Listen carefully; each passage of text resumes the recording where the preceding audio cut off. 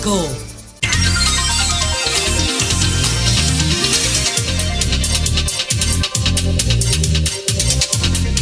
4:30, Luis José Chávez. Me preocupó la expresión de Pablo Macchini sobre el malentendido que se produjo entre él y el equipo coordinador de Luis Abinader para asegurar la participación del candidato presidencial del PRM en una entrevista del Boulevard que estaba prevista para hoy en la mañana. Ciertamente yo no estaba al tanto de nada de eso.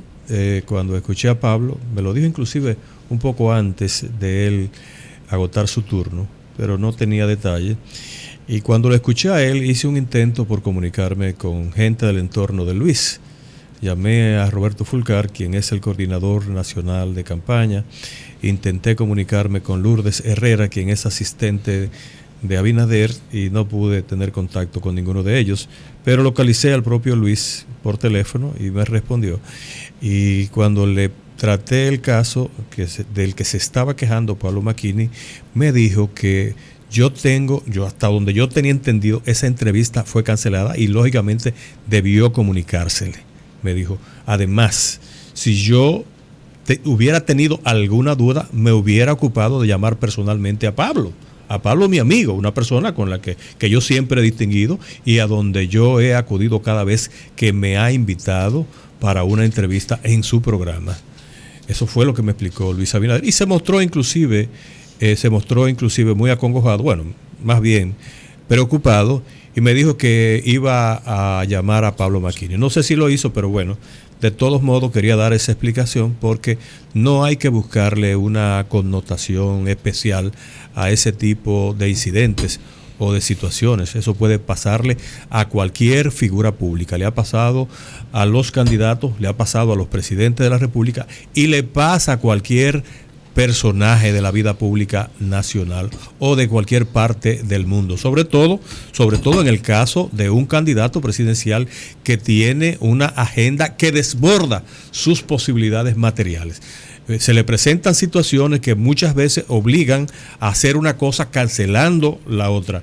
Yo lamento mucho esto que ha pasado porque siempre he percibido el respeto y la distinción que ha mantenido Pablo Macchini frente al licenciado Luis Abinader.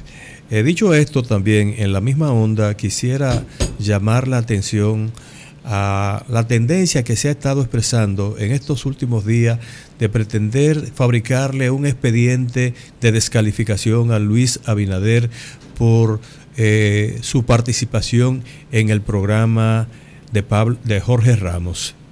Óigame, señores, yo creo que no hay nada, no hay que buscarle la quinta pata al gato. Luis Abinader, yo lo escuché, aclaro, lo escuché porque no vi la entrevista, pero escuché el audio de la entrevista. Óigame, yo pienso que Luis Abinader tuvo un buen desempeño en esa entrevista, que titubeó cuando le hicieron una pregunta sobre cuánto dinero tiene usted. Pero a mí me gustaría que le hicieran esa pregunta a Danilo Medina, o a Leonel Fernández, o a Francisco Javier, o a Félix Bautista, y no lo menciono, no le doy ninguna connotación en especial por mencionarlo a ellos. Simplemente son personas que probablemente tienen un dinerito, han mejorado su estatus económico, su fortuna personal después de ejercer el poder. Y probablemente si Jorge Ramos o cualquier otro entrevistador le hace una pregunta similar, yo estoy seguro que van a tener la misma dificultad, van a tener el mismo desconcierto o van a titubear igual como lo hizo Luis, por una razón muy sencilla. Porque si me hacen la pregunta a mí, si le hacen la pregunta a Elizabeth, si le hacen la pregunta a Cristian o a Nivelka, no va a tener una respuesta inmediata. Nadie tiene una respuesta inmediata para responder cuánto dinero usted tiene. $200 millones. A mí me hacen la pregunta y yo digo, no lo sé. Bueno, la tendencia mía es cuando me hacen una pregunta como esa es meterme la mano en el bolsillo. Déjame ver qué tengo en la cartera. Porque yo tengo un dinerito en una cuenta de ahorro en el banco. Bueno, yo no sé exactamente cuánto tengo. A veces, para yo averiguar lo que tengo, pues lo que hago sencillamente es que me entro por vía de internet al banco y entonces busco la información, o simplemente me detengo y pido el dato, o entro a un ¿cómo le llaman a esto? Cajero automático, y saco un dinerito y tengo ya la información sobre mi cuenta, por ejemplo, corriente. Pero eso le pasaría a cualquiera. No es bueno, señores. Sobre todo gente que se queja de que alguien hace campaña de oposición rabiosa, de oposición negativa, que hacen campaña sucia. Señores, al candidato Danilo Medina no le están haciendo campaña sucia. Y hay suficiente material, no para hacerle campaña sucia, sino para hacerle una campaña incómoda. Bastaría simplemente que se saque, por ejemplo, a circular a través de las redes sociales o a través inclusive de un spot de televisión, una expresión que en algún momento quizás de debilidad tuvo el presidente Danilo Medina, cuando antes de ser candidato habló sobre lo que él creía acerca del tema de la reelección. Él dijo cosas terribles. Hay que recordar, por ejemplo, la expresión de Danilo Medina sobre lo que significa, por ejemplo, buscar la reelección, lo que significa la reelección buscada desde el poder, y el tema aquel de tragarse un tiburón podrido sin eruptar. Guácala. Eso podría hacerle daño. Si no le hace daño, y yo creo que sí le haría daño, sí podría hacerle perder voto, porque evidentemente eso debilita su credibilidad ante el electorado. Una persona que dice una cosa con la firmeza con que la expresó Danilo Medina y hace otra muy distinta y le pasa por encima sin inmutarse a lo que él pensaba, es decir, a sus convicciones de hace tantos años, evidentemente podría perder un nivel de valoración positiva de parte de la sociedad. Entonces, yo le digo a la gente que independientemente de que cada quien tiene derecho a criticar, a cuestionar o a expresar su desacuerdo con la posición de un candidato, o simplemente puede criticarlo, señores, no nos empeñemos en montar campañas de esa naturaleza contra nadie. No le busquen la quinta pata al gato. Luis Abinader tuvo una entrevista con un entrevistador que generalmente es muy incómodo. Recuérdense la entrevista que le hizo Jorge Ramos al presidente Hugo Chávez, pero lo ha hecho prácticamente al propio Hipólito. O sea, ahora Luis, que Danilo se negó a ir. Quizás esto ha corrido más porque parecería que al PRM no le gustó, porque el PRM no la repite. No, lo que pasa es que eso fue asumido de inmediato por el PLD, o por lo menos por una parte del PLD, como una estrategia. Es decir, la gente que no ha visto la entrevista, sin haber visto la entrevista, óyeme, sin haber visto, yo soy partidario. Debieron inundar. Yo soy partidario. En horarios. Pero hay mucha gente opinando sobre esa entrevista sin haberla visto. Entonces sería. Que dicen, hubo alguien que dijo, inclusive creo que lo comentó en una llamada, que no respondió ni una sola pregunta. Respondió todas las preguntas. Entonces, todas las preguntas las respondió. Pero quizá el PRM debe de poner la entrevista, pagar la entrevista en buenos horarios. ¿O no le gustó al equipo? No, bueno, pero es una decisión que puede tomar un partido político. Pueden haber otros temas más importantes. Yo pienso que la entrevista finalmente no es tan negativa para el candidato como lo plantea en este caso el gobierno, los otros candidatos.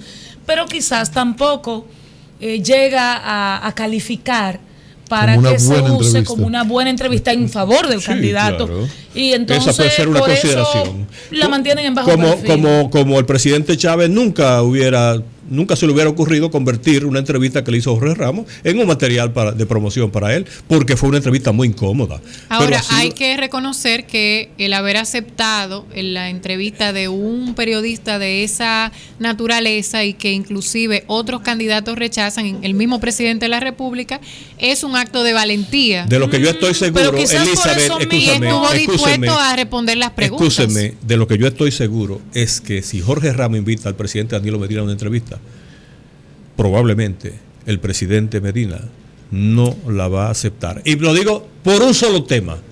por un solo tema. Pero las relaciones del presidente Danilo Medina con el asesor en marketing político Joao pero Santana. No solo eso, es que preso aquí, en este momento en Brasil. Aquí declinó todos los debates.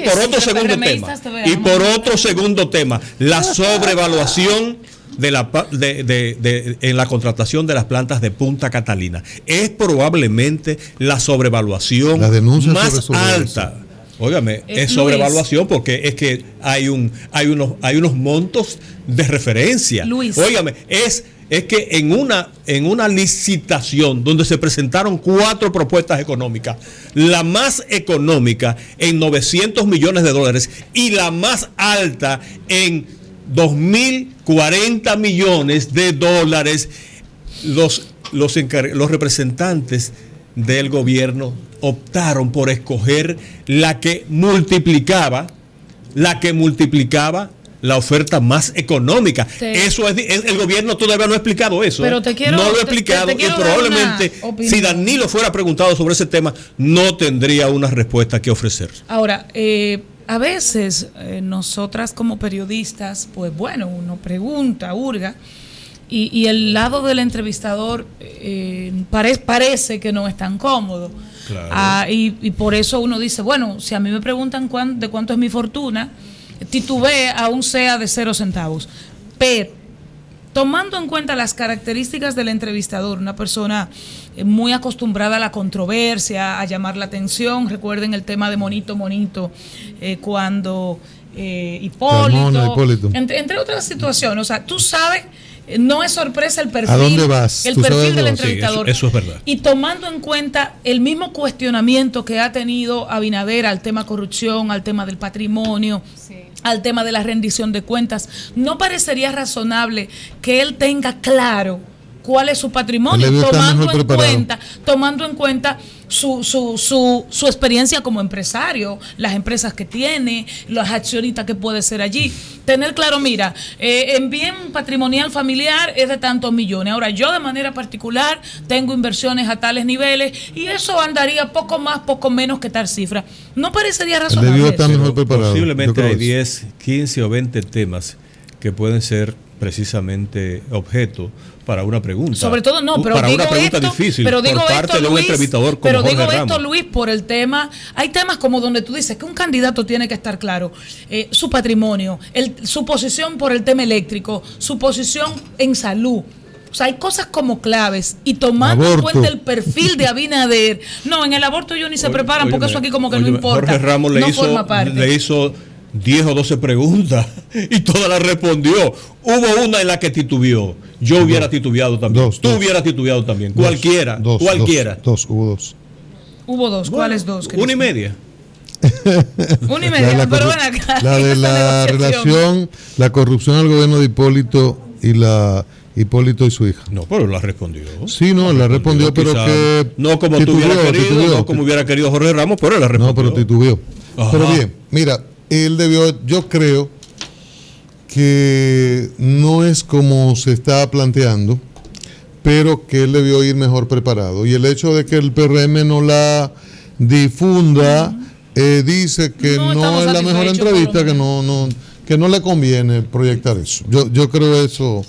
Y usted tiene que saber para dónde usted va y las armas con las que usted tiene que ir. Si usted va a un río, es diferente que ir a la playa. Hay que reconocerle, contrario a lo que piensan alguna gente, que fue un acto de coraje y que además mostró que es una persona transparente y dispuesto a someterse a cualquier escrutinio, diferente a otros candidatos que lo invitan, por ejemplo, a un debate y dicen que no. Que a mí fuera Maurice.